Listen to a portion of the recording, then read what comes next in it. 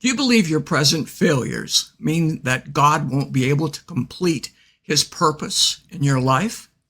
Some of us love God but have character flaws or moral failures that we struggle with. As a result of our flaws and failures, we come to believe that we won't complete God's purposes for our lives.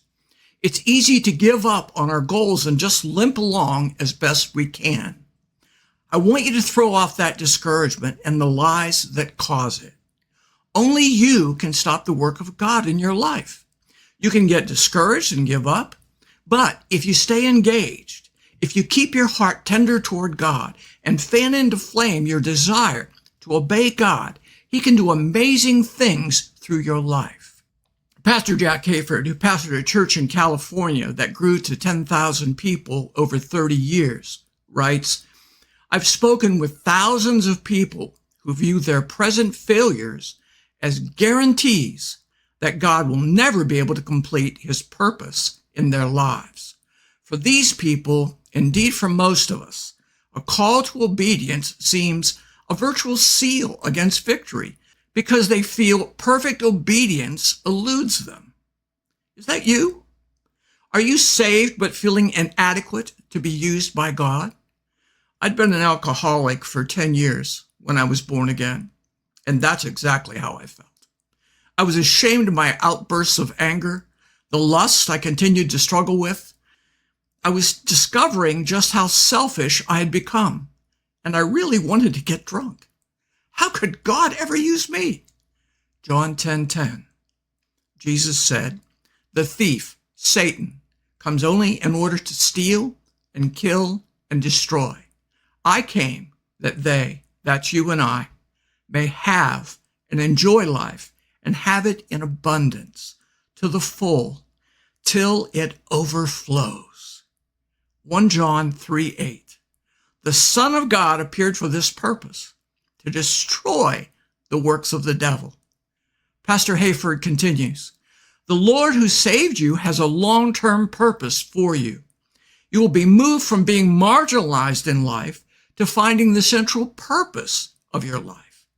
You'll come to know that holy really means wholly whole, completely restored. You're learning how God's restoration program is included in his gift of redemption in Christ.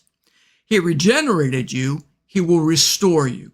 Redemption includes a reborn spirit and a restored soul, a certain recovery of all that's been stolen in the past. You see, only you can stop God's plan for your life.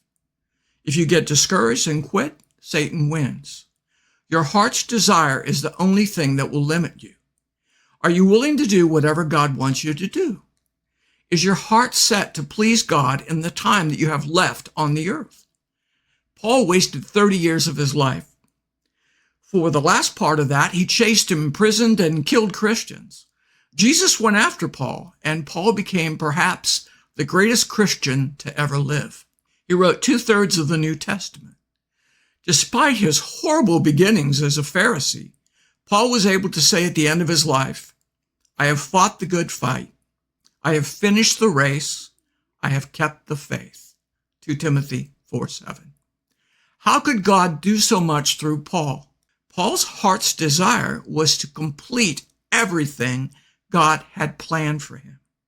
If that's your heart, God will use you greatly too. Your heart for God is greater than your failures. Your sin and failures have been forgiven and forgotten by God when you were born again.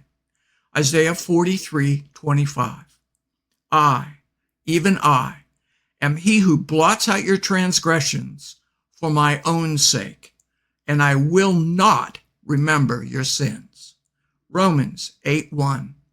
Therefore, there is now no condemnation at all for those who are in Christ Jesus. 2 Corinthians 5:21. God made him who had no sin to be sin for us, so that in him we might become the righteousness of God. When God looks at you, he sees Christ's righteousness. Your life has been joined with his. He sees Jesus' goodness in you. Pastor Hayford concludes, The intent of your heart to obey God counts far more than what kind of a personality or performance record you possess.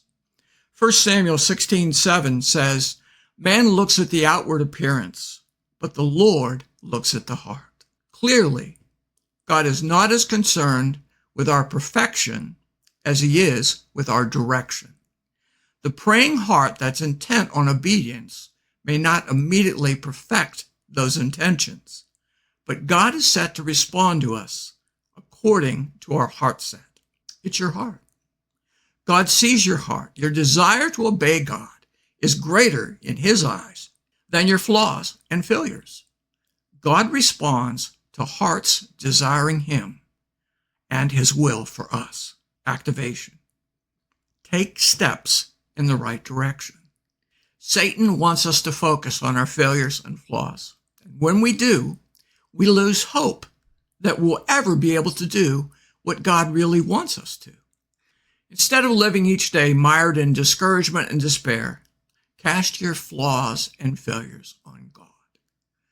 Let hope pick you up and propel you into the plans and purposes of God.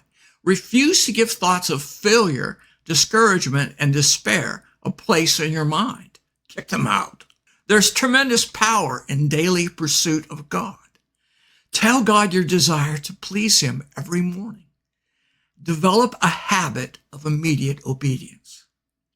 And ask God to help you overcome your flaws and failures. How to pray. I'm including this because this is a point of discouragement. And where we're discouraged, it sometimes can be very depressing to just pray the problem. So we have to do more than that. So begin your time of prayer for your problems with praise and worship. Declare who God is. Thank him for who he is to you and all he has done. What you're doing is you're resetting your mind. You're renewing yourself to how great your God is and how much he loves you. And now you can pray.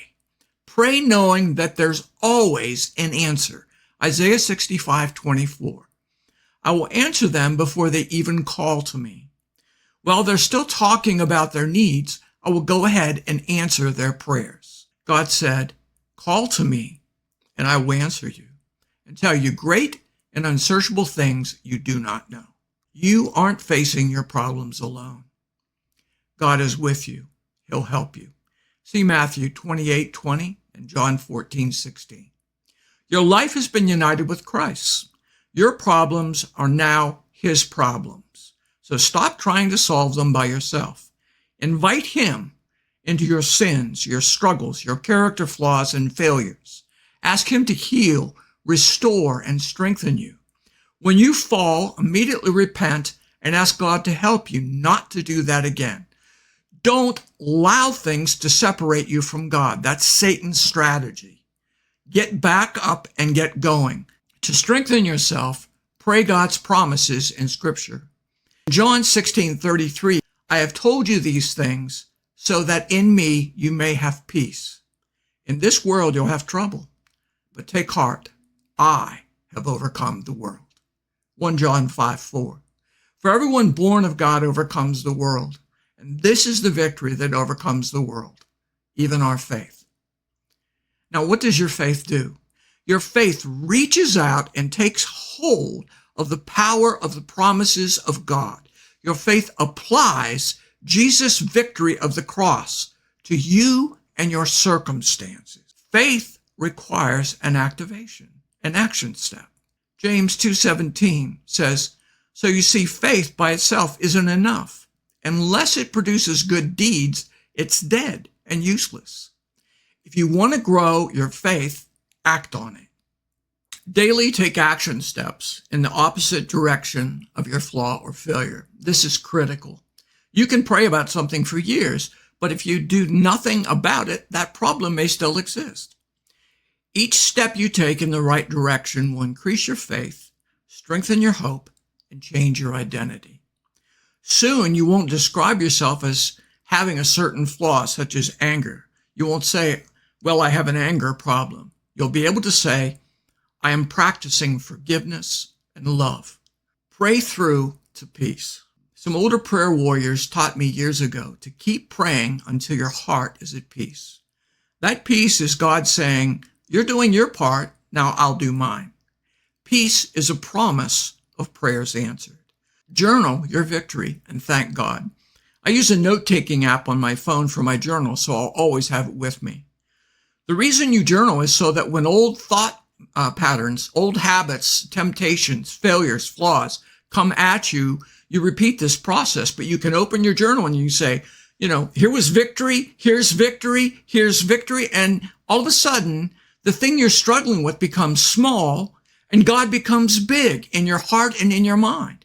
And it becomes easier to overcome. Your heart's desire to obey God will propel you past your flaws and failures. It will take you closer to God and enable you to become the person God created you to be. And you will live the life He dreamed you would live. If you enjoyed this video, please subscribe, like, and comment. Thank you for watching, and thank you for doing the activation of prayer to let God transform you into a new person by changing the way you think. Romans 12:2, New Living Translation. Until next time, God bless.